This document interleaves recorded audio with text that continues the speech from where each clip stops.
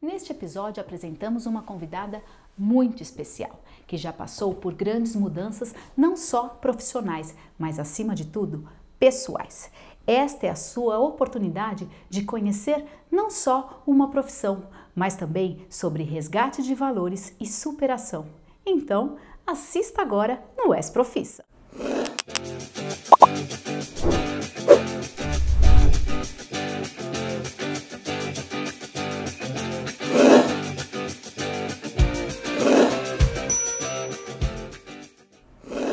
Ela já trabalhou na maior emissora do Brasil e uma das maiores do mundo. Largou tudo e criou um canal com a missão de ajudar as pessoas. E essa história de superação virou o livro. Daiana Garbim começou aos 18 anos como locutora de rádio. É jornalista, tem um canal e escritora. Olá, Daiana, tudo bem? Oi, tudo bem? É uma alegria ter vocês aqui. Muito obrigada pela oportunidade. O prazer é nosso, com certeza. Então, conta pra gente como é que começou essa história aí de ser jornalista. Então, eu sempre gostei muito de falar, né? Como vocês vão perceber aqui nessa entrevista, que eu não paro de falar. Boa sorte para quem vai editar. Muito bom. Sou eu no caso. Tá? Então, boa sorte. Eu sempre gostei muito de falar e eu sempre tive muita facilidade para falar em público. Tanto que quando eu fui alfabetizada, eu pedia para minha mãe para ir à missa. Não porque eu queria ouvir o padre, porque eu queria ler a oração. Eu queria que me chamassem lá no altar para ler a oração. Gostava de aparecer, então. Gostava de aparecer e sempre gostei de falar em público. Nunca tive vergonha. E aí, com 18 anos, antes de começar a trabalhar em rádio, eu fui rainha da Fena Kiwi, porque lá na minha cidade se fala kiwi, que é kiwi, a fruta. Lá no sul, eu sou do Rio Grande do Sul, tem uma tradição muito grande de festas de frutas. Então tem a Festa Nacional da Uva de Caxias do Sul, que é muito famosa. Na minha cidade tinha a festa do kiwi, eu fui rainha da festa do kiwi, e aí eu comecei a dar entrevista em todas as rádios do Rio Grande do Sul. E eu me saía muito bem. Falei, gente, é isso que eu quero fazer da minha vida. Aí eu comecei a trabalhar numa rádio na esquina da minha casa, uma rádio muito pequenininha da minha cidade, e comecei a fazer faculdade de jornalismo. Porque antes disso, eu já fazia outra faculdade. Eu comecei a fazer faculdade de Direito, porque meu pai queria que eu fosse juíza. Não deu? Troquei. Aí, olha bem, eu troquei para estilismo, moda e estilo. Porque a minha família tinha uma pequena confecção de malhas. Pensei, bom, então vou trabalhar com a minha mãe, vou ser estilista. Também não deu. Porque o meu negócio é falar.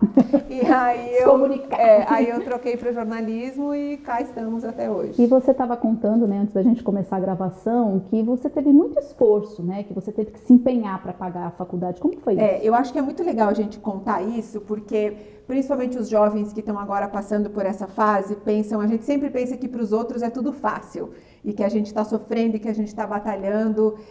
Quando eu entrei na faculdade, a gente não tinha como pagar a minha faculdade, porque eu passei no vestibular. Eu morava no interior, numa faculdade privada, a Universidade de Caxias do Sul, e eu lembro que naquela época já era, se fosse fazer todas as disciplinas, era R$ 1.200 por mês a faculdade, então não tinha como pagar. Aí eu só comecei no primeiro semestre fazendo 3 disciplinas.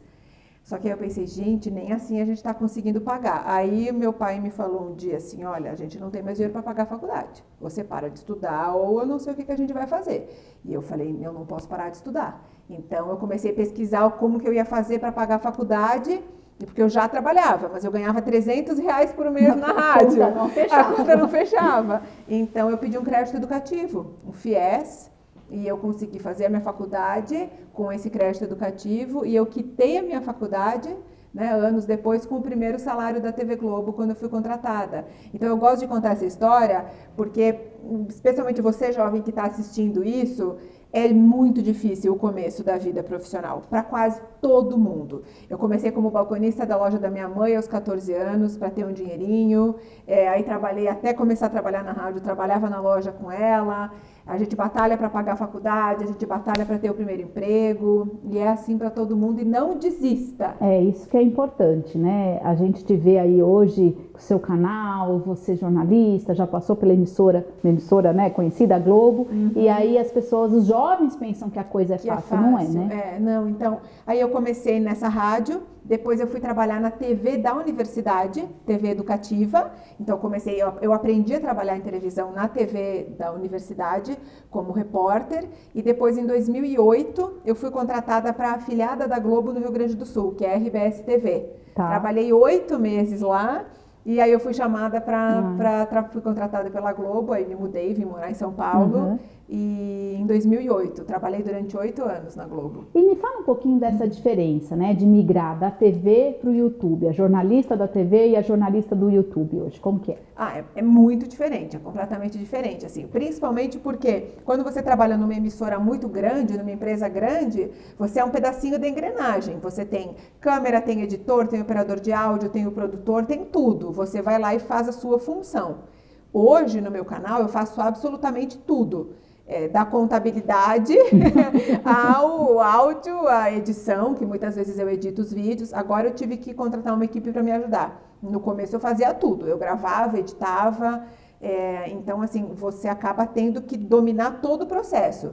O fato de ter começado em rádio, em TV pequena, me fez com que eu dominasse todo o processo. Então eu fui produtora, eu fui rádio escuta, eu fui editora de texto, editora de imagem, editora de vídeo, na rádio eu editava áudio. Então eu fui, ao longo do processo da faculdade, fui aprendendo todas as funções dentro do jornalismo.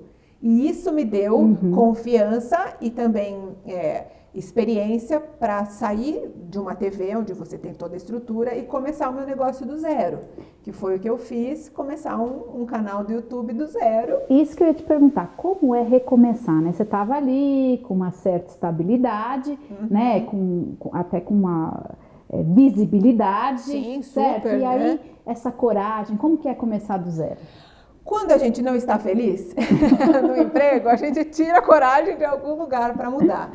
E por incrível que pareça, eu não era mais feliz trabalhando na TV Globo. As pessoas podem pensar, nossa, mas o sonho de todo jornalista no Brasil é trabalhar na TV Globo. Mas o ser humano, ele está sempre inquieto. E às vezes a gente chega num lugar que a gente acha que é ser o nosso sonho, e o seu coração fala, eu não quero isso, eu quero mais, eu quero diferente. E desafios também, né? E eu fazia alguns anos já que eu não estava feliz, não estava contente com o meu trabalho. Sabe quando você não vê sentido no que você faz? E hoje eu tenho muito sentido no que eu faço, né? O meu trabalho na internet hoje, ele me dá a possibilidade de ajudar as pessoas, de falar sobre um assunto que eu gosto, um assunto que toca o meu coração, que é apresentando para vocês agora o que eu faço hoje, o meu canal Eu Vejo, que é sobre transtornos alimentares e relação doentia com o corpo e com a alimentação. Então é um assunto que há muitos anos faz parte da minha vida, porque eu desenvolvi transtorno alimentar na adolescência, aos 12 anos. Então foi uma coisa que eu convivi o tempo todo, na adolescência, toda a faculdade. Calma, nós vamos chegar lá, calma. Então avançando, viu? Eu quero acelerar, porque eles param de assistir, gente. Não para de assistir esse vídeo. Antes disso, eu vou chegar lá na história, mas vou deixar o melhor para daqui a pouco. Você acha que o conteúdo online é uma tendência? Eu acho assim. Quando inventaram a televisão, disseram que o rádio ia acabar, certo? O rádio nunca acabou. A gente aprende isso na faculdade. Assim como o jornal nunca acabou e nunca vai acabar. Eu acho que as novas mídias vão acrescentando. E o conteúdo digital, ele é uma possibilidade de você falar especificamente com o público que você quer, que é o que eu faço hoje. A TV fala com todos, com milhões, uma quantidade de pessoas que você nunca vai atingir com um canalzinho. Nem os maiores youtubers não atingem o que uma TV aberta atinge. Mas esse conteúdo vai exatamente para a pessoa que está interessada naquele assunto. E isso que é fantástico.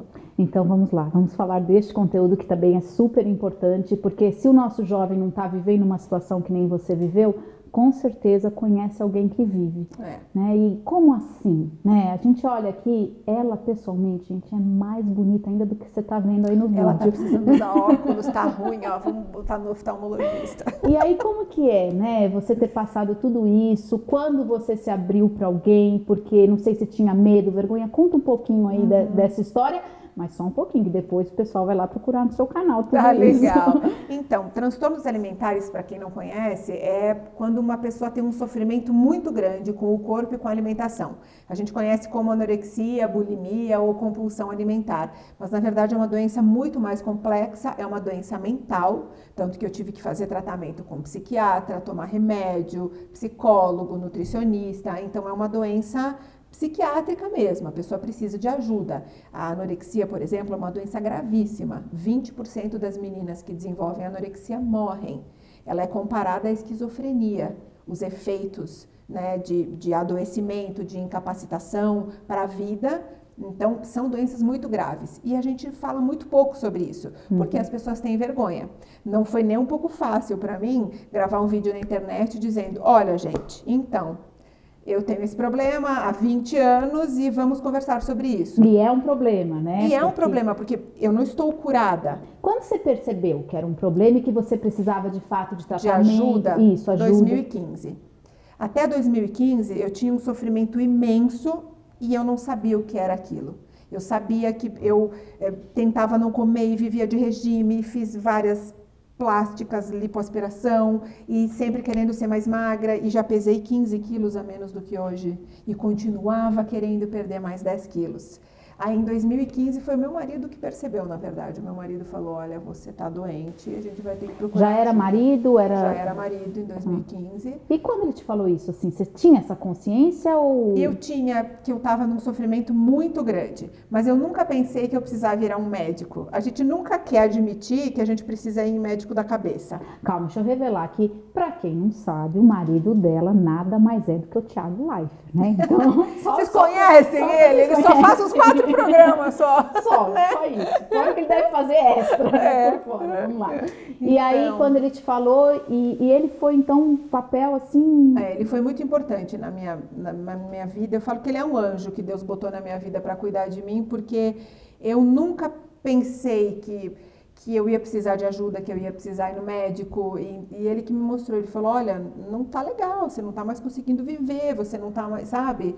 E eu conto tudo no meu livro, assim, como foi esse momento que eu tive um breakdown, assim, uma crise, e eu falei, não, chega, eu preciso de ajuda, e aí foi que eu decidi também que eu ia pedir demissão e criar esse canal, porque eu falei, a gente precisa conversar sobre o ódio que as mulheres, principalmente, sentem do corpo e como nós estamos adoecendo em busca de um padrão de beleza que não existe, acreditando em imagens que não existem, em coisas que a gente vê na rede social.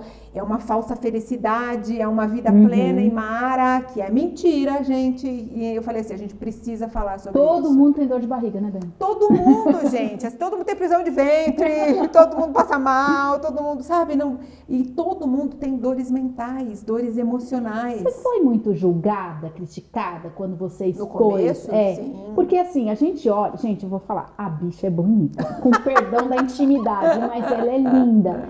E realmente, às vezes, as pessoas acham que, é frescura. Não tem isso. Você sabe que é interessante? Que as pessoas acham que beleza é um passaporte para a felicidade. As pessoas pensam que as pessoas bonitas não têm nenhum problema na vida. Assim como a gente pensa dos ricos, né? A gente pensa que quem é rico não tem nenhum problema. E aí, quando a gente vê um rico cometendo suicídio, a gente pensa, caramba, o que está acontecendo? Quando a gente vê uma artista linda e maravilhosa, como a Demi Lovato, tem um vídeo sobre a Demi Lovato no meu canal. Porque uma menina tão linda, tão milionária, tão bem-sucedida, acabou de ter uma overdose, quase morreu. Porque a doença mental não escolhe beleza, não escolhe corpo, não escolhe classe social. Você vai encontrar na sua vida pessoas com depressão, pessoas com transtorno alimentar, da mais pobre à mais rica, da que você julga mais feia ou mais bonita, porque é doença. Todo mundo quebra a perna. Pobre, rico, feio, bonito, quebra a perna. Todos esses também podem ter uma doença emocional, uma doença mental. Então, o julgamento, ele vem porque as pessoas não sabem muito sobre transtornos mentais. Tanto que há pouco tempo a gente começou a falar sobre depressão, há pouco tempo a gente começou a falar sobre suicídio. E a grande verdade é que se você começar a perguntar para as pessoas ao seu redor, pouquíssimas pessoas hoje em dia não tomam antidepressivo.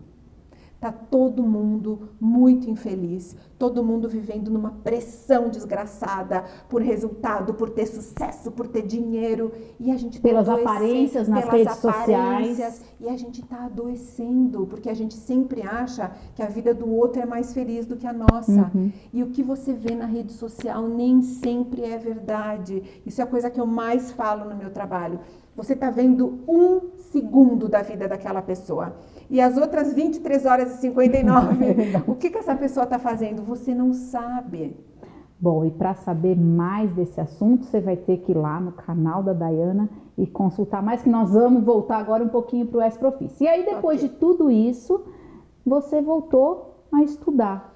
Voltei a estudar. Agora eu estou estudando psicanálise, estou fazendo o curso introdutório. Como eu não sou psicóloga, eu sou jornalista de formação, então eu vou ter que estudar 6 anos. Eu estou terminando a parte inicial, que é o Fundamentos da Psicanálise, e ano que vem eu entro na formação, aí vão ser mais 4 anos para me formar psicanalista, e está sendo muito interessante voltar a estudar com 36 anos, e é uma delícia, porque eu quero saber mais sobre o comportamento das pessoas e principalmente assim, o que faz uma pessoa feliz, qual é o sentido da vida, é o trabalho, é a família, e a gente vê que o ser humano é tão complexo, então eu tô amando estudar de novo. A ideia é exercer ou você está estudando para conhecimento? Ainda não sei, ainda estou no começo, às vezes eu tenho vontade assim de abrir um consultório e atender, porque eu continuo só com esse trabalho na internet, ou se consigo fazer as duas coisas. Não, porque dá para ver, pelo seu trabalho, né, a gente pesquisou para estar aqui hoje, dá para ver que você tem muita vontade de ajudar as pessoas.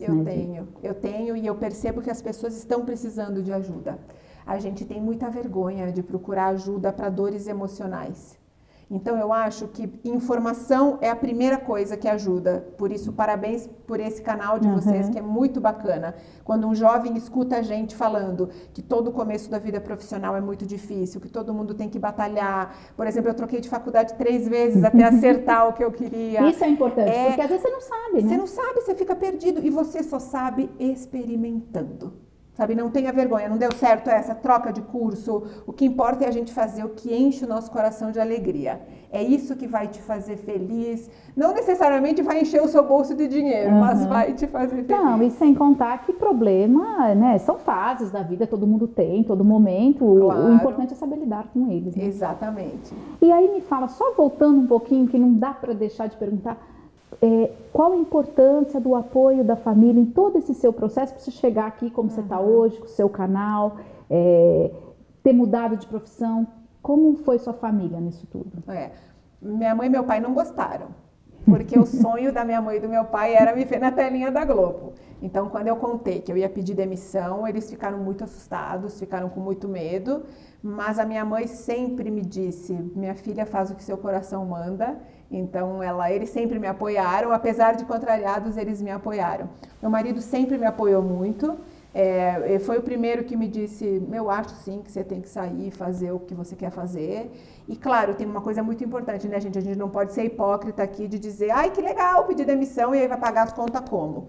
Então, assim, durante muitos anos eu me programei financeiramente. Eu guardei dinheiro, eu pensei, bom, então eu me programei para viver 1 ano sem renda e ter condições de manter o meu canal. Porque isso é importante, a gente tem que pensar, porque a conta da Eletropaulo não para de chegar. Então, não, e não sair fazendo loucura. Não dá para sair fazendo loucura, mas é muito importante você pensar se você vai ter o recurso financeiro para se arriscar. Porque pedir demissão do emprego, que você tem carteira assinada, plano de saúde, vale refeição no final do mês, não é brincadeira. Então, antes de cometer uma loucura, pensa direitinho como é que você vai fazer. Mas se programando se programando, né? Dá. A gente tem que aprender a parar de gastar o que não precisa. É verdade. Guardar dinheiro é importante. Gente, todas as meninas que estão assistindo esse vídeo sabem que vocês não precisam comprar mais nenhuma peça de roupa para 3 gerações. E a gente compra. Mas o guarda-roupa tá cheio. Então, assim, vamos consumir menos coisas materiais e guardar um dinheirinho para uma chance dessa, para um sonho que você quer investir realizar, num sonho, numa né? viagem, estudar inglês. Aliás, estudar inglês é uma das coisas que mais fortaleceu a minha autoestima e fez diferença na minha vida profissional.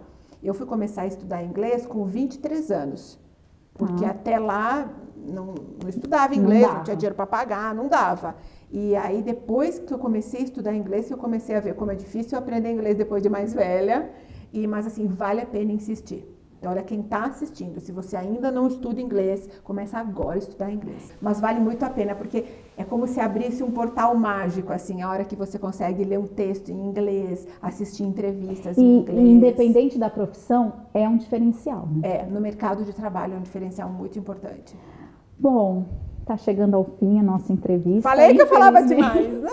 Eu queria, então, você já deixou um monte de dicas aí para os nossos jovens, mas queria que você olhasse ali para eles aqui que estão assistindo a gente e deixasse uma dica para quem busca o primeiro emprego e também para quem está aí numa briga com o espelho, como é que você fala para eles? Então, vão ser 2 dicas, né? Para quem está no começo da vida profissional, eu diria, não desista. Vai ser muito difícil, sim, você vai ter que batalhar muito, talvez você vai ter que trabalhar o dia inteiro e estudar de noite, vai estar cansado e vai dormir 4 horas por noite e vai querer desistir, mas é assim para quase todo mundo. Então, não desista, batalha, procure estágio durante a faculdade ou durante o curso técnico, experiência profissional também é muito importante, então, assim, batalhar, quando você chegar lá, você vai sentir um gostinho de vitória, assim, que vai ser muito legal. Então, não desista, por mais difícil que seja esse momento que você estiver passando. E para quem está em guerra com o corpo e com a alimentação, eu queria muito dizer para você passar a se olhar com mais carinho. A gente, vivendo nesse mundo de rede social e de aparência, a gente passou a tratar o nosso corpo como se ele fosse um filtro do Instagram. Que você posta a fotinho lá, aí você pega no Facetune, aumenta o peitinho, diminui a cintura, aumenta a bundinha, né? Bota o bumbum na nuca, estica a cara, bota uns lábios assim, tudo, e aí é todo mundo lindo e maravilhoso. A verdade é que o nosso corpo é de verdade. A gente não é uma foto no Instagram. A gente não é esses filtros. A gente está esquecendo que o nosso corpo é de verdade, que nós somos humanos. Então, trate o seu corpo com respeito, com carinho. Porque o seu corpo não é um enfeite para você mostrar para os outros. O seu corpo é o seu instrumento para a vida. Então, pensa nisso com carinho. Muito obrigada pela oportunidade. Você se emociona, né, quando você fala disso? Eu sim, porque eu vejo que, principalmente as meninas, as adolescentes estão muito aprisionadas no Instagram, na foto que a menininha postou, que a blogueira postou, e ela acha que se ela não tiver aquele corpo igual da blogueira, ela nunca vai ser amada e nunca vai ser feliz. E não é verdade, às vezes nem aquela blogueira tem aquele corpo que ela postou. Então, assim, a gente precisa abrir os olhos para tudo que a gente está consumindo nas redes sociais. Isso é muito sério. Agora eu vou só falar uma coisinha de bastidores aqui. Ela é assim, viu, gente? Ela é linda por fora e ela também é linda por dentro. Oh, que muito amor. Obrigada. Você, obrigada, olha... amor. Eu amei a oportunidade. Você obrigada. é seu exemplo de coragem, né? Porque você teve muita coragem para enfrentar tudo isso. E vocês também têm. Que coragem Boa. a gente tem. A gente tem. A gente tira de algum lugar, mas a gente tem. Então, deixa o seu canal, deixa aí a dica para quem quiser procurar ajuda e conhecer muita coisa interessante. Legal. Então, o meu canal Eu Vejo é no YouTube, youtube.com/Daiana Garbim, ou você procura lá na barra Eu Vejo, que já aparece o canal. Tem mais de 100 entrevistas com médicos, psicólogos, psicanalistas, nutricionistas. Tem bastante informação. E tem também o site, que é o www.euvejo.uvuc, a abreviação de você. Também tem vários artigos, tem textos, tem um monte de coisa bacana. O material não falta. O material não vai faltar. Obrigada de novo, Daiana. Obrigada, gente. Foi um prazer. Boa sorte na vida de vocês. Bom, e é isso aí. Então, tem muito mais Ex-Profissa para você. Esse é só o começo da 2ª temporada. Acompanhe o Ex-Pro nas redes sociais e acompanhe também o Ex-Profissa. Até o próximo.